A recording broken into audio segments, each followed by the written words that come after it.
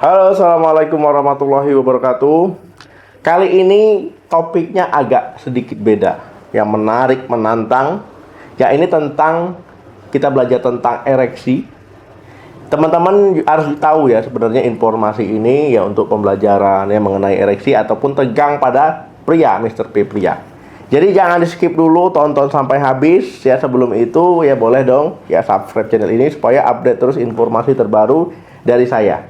Ketika laki-laki sudah memasuki namanya masa pubertas ya, jadi kita ini laki-laki itu pasti melewati namanya masa pubertas. Jadi hormon testosteron ini akan sangat berpengaruh terhadap organ reproduksi kita, ya organ seksual kita.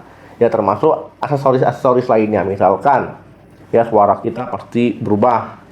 Kemudian muncul ya rambut-rambut kemaluan, ya bulu-bulu dan juga perkembangan seksual lainnya. Apa itu ereksi? Jadi ereksi adalah keadaan ketika Mr. P itu membesar, mengeras, menegang. Nah, kondisi ini itu terjadi ketika ya di Mr. P itu kan ada spons-spons ya. Jadi otot-ototnya itu spons-spons. Nah, dia diisi oleh darah di sana. Makanya dia bisa membesar, menegang, keras ya. Kemudian ada pengaruh dari saraf, ya pembuluh darah dan juga struktur di Mr. P itu sendiri. Nah, teman-teman bisa dilihat ya di samping ini gambar ataupun anatomi dari Mr. P ya. Nah, jadi bisa dilihat ya bentuknya ini memang seperti spons-spons. Jadi nanti darah dialirkan ke sana, ya itulah yang membuat dia membesar ya, membesar, kemudian juga mengeras dan juga menegang. Kemudian teman-teman ya ereksi ini biasanya terjadi pada saat pria itu menerima rangsangan seksual. Nah, jadi melalui sentuhan bisa, melalui penglihatan bisa, ataupun melalui suara-suara ini bisa, ataupun ini fantasi seksual, jadi seperti bayangan-bayangan, nah, seperti itu. Nah, kemudian ada beberapa kondisi itu yang bikin Mr. P itu juga bisa menegang ataupun berdiri tiba-tiba, ataupun disebut dengan ereksi spontan ya, tanpa adanya rangsangan tertentu. Nah, kondisi ini bisa terjadi, ini normal ya, walaupun tanpa adanya rangsangan tadi ataupun gairah seksual, ya ini bisa terjadi. Nah, kemudian kita masuk ya, bagaimana kok bisa Mr. P ini ereksi ataupun berdiri. Nah, jadi walaupun terlihat sederhana, tapi sebenarnya proses menegang ataupun ereksi Mr. P ini banyak melibatkan berapa hal ya, mulai dari hormon, ya otot, kemudian sistem saraf pusat, pembuluh darah dan juga darah itu sendiri.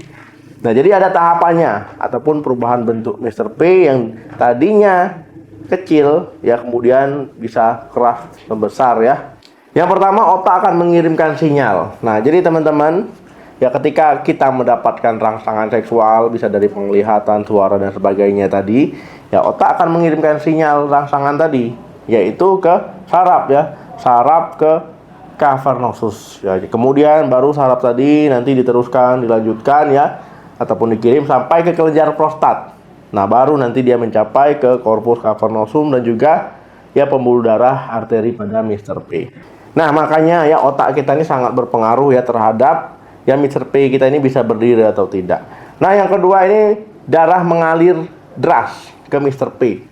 Nah, kok hubungannya dengan darah ya? Jadi memang teman-teman ya, jadi setelah mendapatkan sinyal tadi ya otot-otot ataupun spons-spons yang di corpus cavernosum tadi dan juga corpus spongiosum tadi ya ini akan menjadi lebih rileks ya. Nah, setelah rileks ya darah itu akan mengisi ruang-ruang ataupun spons-spons celah-celah kosong tadi yaitu diisi dengan darah. Nah, setelah diisi dengan darah lah ya, jadi jaringan di sekitarnya juga diisi dengan darah, ya baru dia akan membesar. Ya baru akan membesar, ya baru dia akan memanjang, mengeras dan sebagainya. Yang ketiga, otot-otot Mr. P dan panggul kontraksi. Nah, jadi teman-teman ada namanya tunika albuginea. Ya inilah yang menyebabkan ya dia menutup ya aliran darah dari corpus cavernosum tadi ya, corpus cavernosa tadi, sehingga darah itu terperangkap dalam penis, jadi nggak bisa keluar.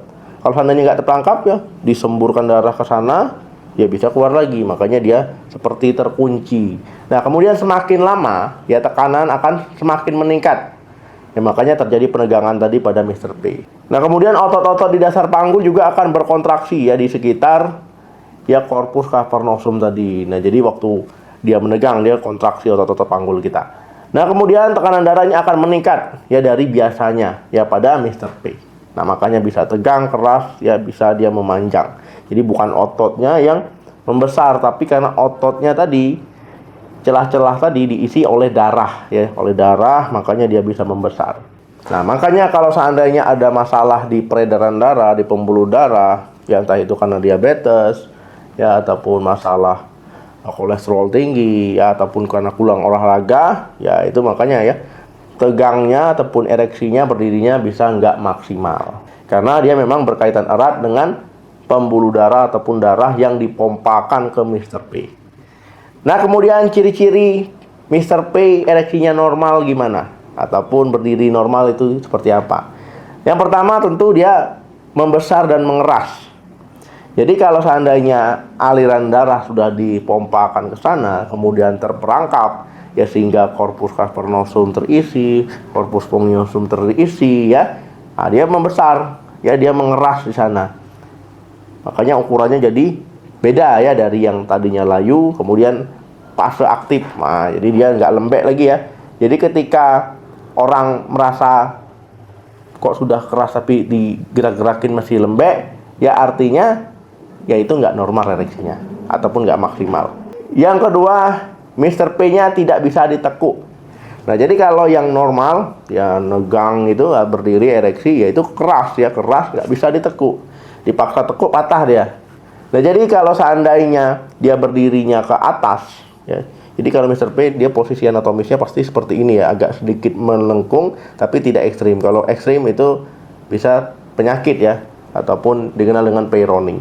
Nah, kemudian teman-teman, ya ini dia seperti tongkat, intinya seperti tongkat, tidak bisa ditekuk tadi.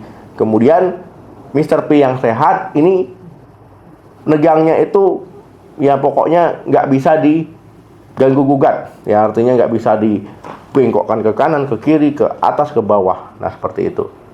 Kalau seandainya bisa ditekuk ataupun lembek ya, masih bisa diginiin ya ke kanan, ke kiri, itu berarti nggak kuat ya, ataupun nggak normal. Nah, itu nanti yang ditakutkan ya ketika penetrasi dengan pasangannya itu akan sulit ya, ataupun mengalami gangguan hubungan seksual. Yang ketiga, otomatis ereksi pada malam hari dan pagi hari. Nah, jadi dia ada sistem otomatis teman-teman ya. Mungkin teman-teman nggak sadar ketika tidur, yaitu dia ereksi sendiri. Kemudian ketika bangun tidur pagi, dia ereksi ataupun berdiri sendiri. Ya, jadi normalnya itu ketika kita tidur, Mr. P yang sehat itu bisa ereksi 3-5 kali ya. Selama kita tidur, kita nggak sadar saja. Ya, mungkin kalau teman-teman terbangun di tengah malam ya, ataupun jam 2, jam 3 malam dan sebagainya, mungkin bisa ketemu ya saat dia berdiri. Nah, jadi makanya kalau seandainya ereksi pada malam hari ataupun ketika kita tidur, ya ini bisa teman-teman diikuti dengan ejakulasi, makanya disebut dengan mimpi basah. Nah, itu kondisi yang normal. Nah, kemudian kalau pagi hari juga, kalau seandainya ditemukan ketika bangun tidur dia konsisten ya, ataupun rutin, ya dia berdirinya hampir setiap pagi, itu normal, jadi jangan khawatir. Kemudian kita masuk ke sumber rangsangan kenapa Mr. P bisa ereksi. Nah, tadi sudah dijelaskan sebenarnya ya. Jadi ada disebut dengan psikogenik ataupun dia audiovisual ataupun fantasi ya. Nah, kemudian refleksogenik. Nah, jadi rangsangannya berasal dari sentuhan ataupun fisik. Ya, jadi ketika ada kontak fisik, ya dia bisa ereksi ataupun berdiri. Nah, kemudian ereksi nokturnal ataupun misalkan dia berdiri tadi yang saya sebutkan ketika kita tidur ya. Nah, jadi itu teman-teman. Ya, jadi sumber kenapa Mr. P bisa ereksi. Nah, kemudian tip ya supaya ereksi itu normal, optimal, supaya nggak ada masalah gangguan disfungsi ereksi dan sebagainya. Yang pertama, teman-teman ya jaga asupan makanannya, jangan mengkonsumsi makanan yang berlemak-lemak, ya yang garam tinggi, pokoknya jangan mengkonsumsi makanan yang kurang sehat. Yang kedua itu tentu menjaga berat badan ideal, yang obesitas itu diturunkan ya, olahraga rutin tentu ini ya harus diimbangi. Nah, kemudian yang ketiga itu batasi minum alkohol. Ya, jadi intinya yang suka mengkonsumsi alkohol ya kalau bisa dihentikan, karena memang ini dampaknya ke ya reproduksi pria juga wanita juga seperti itu. Nah, yang keempat ya berhenti merokok. Nah, jadi sudah banyak ya, sudah dituliskan di rokok itu dampak buruknya, impotensi dan sebagainya, tapi masih banyak juga, apalagi di Indonesia ini laki-laki yang tidak merokok itu sangat sedikit sekali, ataupun bisa dibilang langka ya, hampir punah. Nah, yang kelima, istirahat yang cukup. Jadi jangan menyepelekan waktu tidur, jadi cukupi waktu istirahat, jangan begadang. Nah, jadi kalau seandainya ada masalah kesehatan, itu jangan lupa ya konsumsi obat teratur ataupun konsultasi ke dokter, misalkan kolesterol tinggi ataupun tekanan darah tinggi.